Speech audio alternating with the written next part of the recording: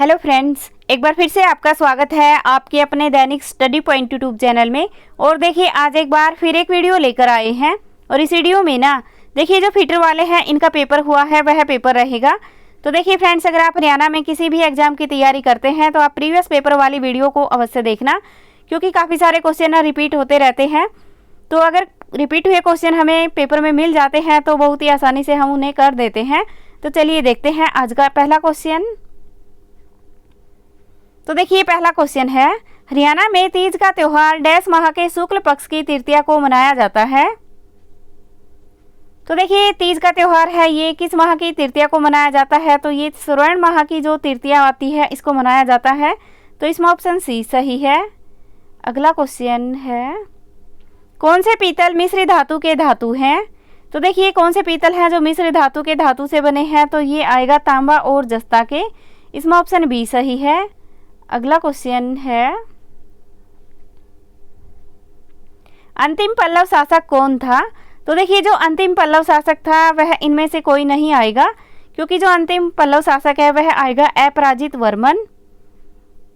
अपराजित वर्मन है जो कि अंतिम पल्लव शासक हैं। तो देखिए और इनका जो शासनकाल रहा है ये रहा है 882 से और 897 ईस्वी तक इनका शासनकाल रहा है। तो ये भी आपको ध्यान रखना है।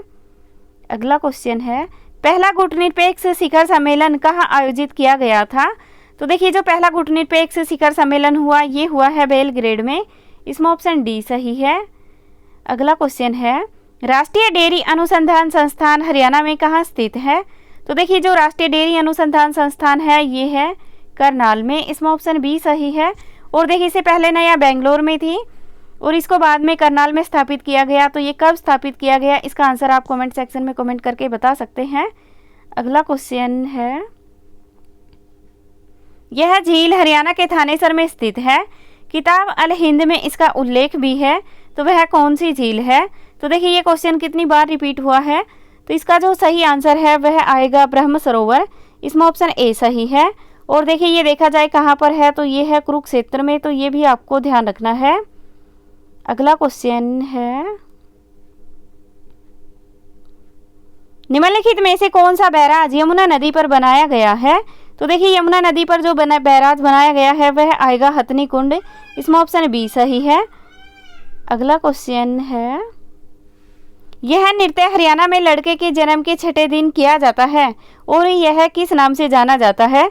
तो देखिए लड़के के जन्म के अवसर पर जो नृत्य किया जाता है तो वह आएगा छठी नृत्य। इसमें ऑप्शन ए सही है। अगला क्वेश्चन है, हरियाणा के इस जिले में क्षेत्रफल के अनुसार सबसे कम वन है। तो देखिए जो सबसे कम वन है ना ये देखा जाए कहाँ पर आएगा, तो ये आएगा फतेहाबाद में। इसमें ऑप्शन सी सही है। और देखिए दूसरे नंबर पर देखा जाए ना कहाँ पर है, तो फिर जींद में आएगा। तो ये भी आपको ध्यान रखना है। ठीक है, देखिए अगर प्रतिशत में और क्षेत्रफल में सबसे अधिक देखा जाए तो पंचकुला में आएगा। तो ये भी आपको ध्यान रखना है। और वैसे देखा जाए कि प्रतिशत में कहाँ पर सबसे कम है, तो पलवल में है। तो ये भी आपको ध्यान रखना है। अगला क्वेश्चन है, आलमगीर की उपाधि धारण करने वाला मुगल शासक कौन था। तो देखिए आलमगीर की जो उपाधि धारण की है ये की गई है औरंगजेब के द्वारा। इसमें ऑप्शन बी सही है। और इसको जिंदा पीर के नाम से भी जाना जाता है। तो ये भी आपको ध्यान रखना है। अगला क्वेश्चन है, हरियाणा के हनुमान चट्टी में हनुमान गंगा का मिलन किस नदी में होता है। तो देखिए इस नदी का जो मिलन होता है ये होता है यमुना आएगा या फिर मारकंडा आएगा। तो देखिए इस क्वेश्चन का आंसर आप कमेंट बॉक्स में कमेंट करके बता सकते हैं। अगला क्वेश्चन है, टिपरा पहाड़ियाँ हरियाणा में किस नदी के उत्तर में स्थित है। तो देखिए जो टिपरा की पहाड़ियाँ हैं ना ये हरियाणा के स्थित है, ये आएगा घग्गर में। इसमें ऑप्शन डी सही है। अगला क्वेश्चन है, हरियाणा में पहली बार दिल्ली से रेवाड़ी तक रेल संचार डैश में हुआ। तो देखिए दिल्ली से और रेवाड़ी तक रेल संचार हुआ ये हुआ 1873 में। इसमें ऑप्शन सी सही है। और देखिए रेवाड़ी का जो रेलवे स्टेशन है ना ये सबसे बड़ा रेलवे स्टेशन है। तो ये भी आपको ध्यान रखना है। अगला क्वेश्चन है, गुलामगिरी पुस्तक किसके द्वारा लिखी गई थी। तो देखिए गुलामगिरी पुस्तक है ये लिखी गई है ज्योतिराव फुले के द्वारा। इसमें ऑप्शन ए सही है। और देखिए ये देखा जाए ना ये लिखी कब गई, तो ये 1873 में लिखी गई है और ये दलित वर्ग के लिए है। तो ये भी आपको ध्यान रखना है। अगला क्वेश्चन है,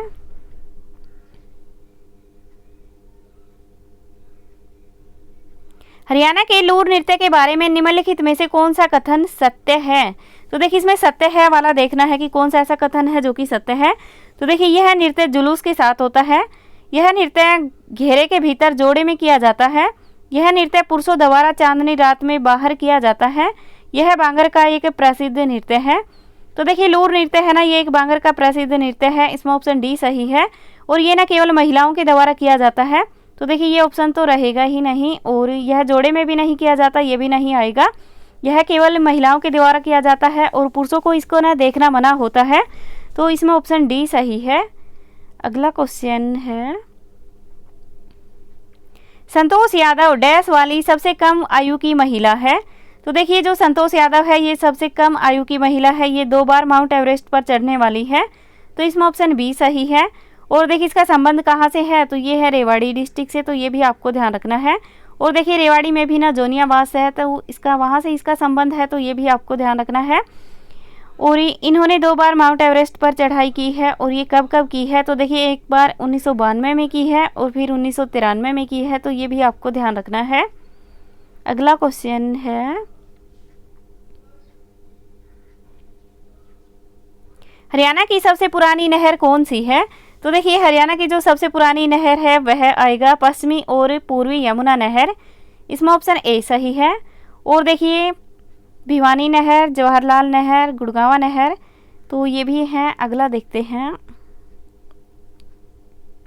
भारत इजराइल बागवानी परियोजना हरियाणा में कहाँ पर स्थापित की गई?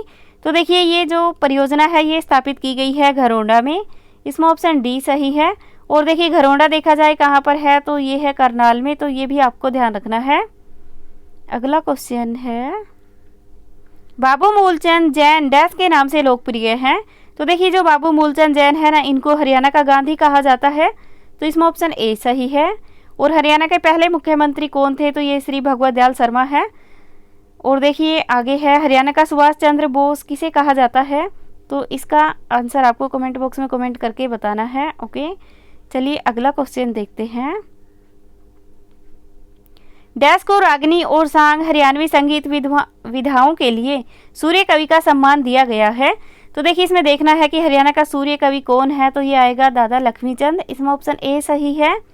और देखिए जो सूरदास है इनका संबंध है सीही से, और सीही है फरीदाबाद में, तो ये भी आपको ध्यान रखना है। और इसकी 3 रचनाएं हैं, सूर सागर, सूर सावली और साहित्य लहरी, तो ये भी आपको ध्यान रखना है।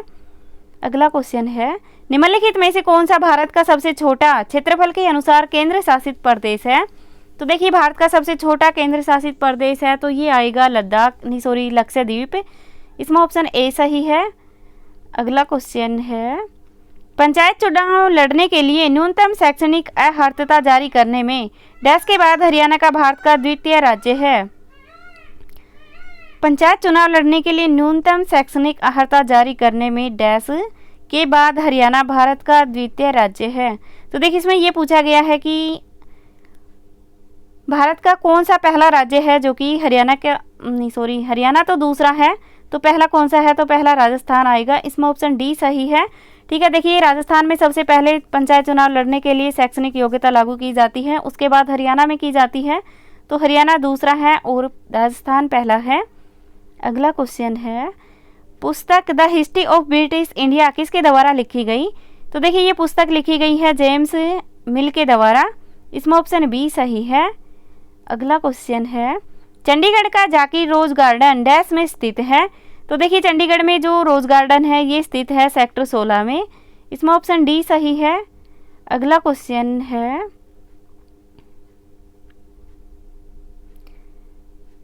अगला क्वेश्चन रहेगा, समुद्रगुप्त काल के सिक्के हरियाणा के किस स्थान से पाए गए हैं? तो देखिए समुद्रगुप्त कालीन जो सिक्के हैं ये पाए गए हैं मिताथल से, इसमें ऑप्शन सी सही है। अगला क्वेश्चन है, हरियाणा का यह मेला चेचक माता के सम्मान में लगता है? तो देखिए ये क्वेश्चन भी पीछे आया हुआ था, और देखिए जो चेचक माता के नाम से जो मेला लगता है ये मसानी का मेला है, इसमें ऑप्शन सी सही है। और ये जो शीतला माता लगता है ना गुरुग्राम में, इसी को बोलते हैं, तो ये भी आपको ध्यान रखना है। और देखिए सूरजकुंड का मेला फरीदाबाद में लगता है, और गोपाल मोचन का मेला कहाँ लगता है? तो इसका आंसर आपको कमेंट बॉक्स में कमेंट करके बताना है। अगला क्वेश्चन है, वर्तमान में हरियाणा के कितने जिलों में सोलर पार्क है? तो देखिए ये क्वेश्चन पहले ऐसे आया हुआ था कि कितने सोलर पार्क हैं, तो देखिए इसमें आएगा हरियाणा के कितने ज़िलों में सोलर पार्क हैं, तो देखिए 18 ज़िलों में सोलर पार्क हैं। और सोलर पार्क देखा जाए कितने हैं तो 20 आएगा, तो ये आपको ध्यान रखना है, ठीक है। देखिए 18 ज़िलों में 20 सोलर पार्क हैं। अगला क्वेश्चन है, आम के बाग होना निम्नलिखित में से हरियाणा के किस नगर के साथ अपना नाम जोड़ता है। तो देखिए ये क्वेश्चन भी पहले आया हुआ था, तो ये अपना नाम जोड़ता है अम्बाला के साथ, इसमें ऑप्शन सी सही है।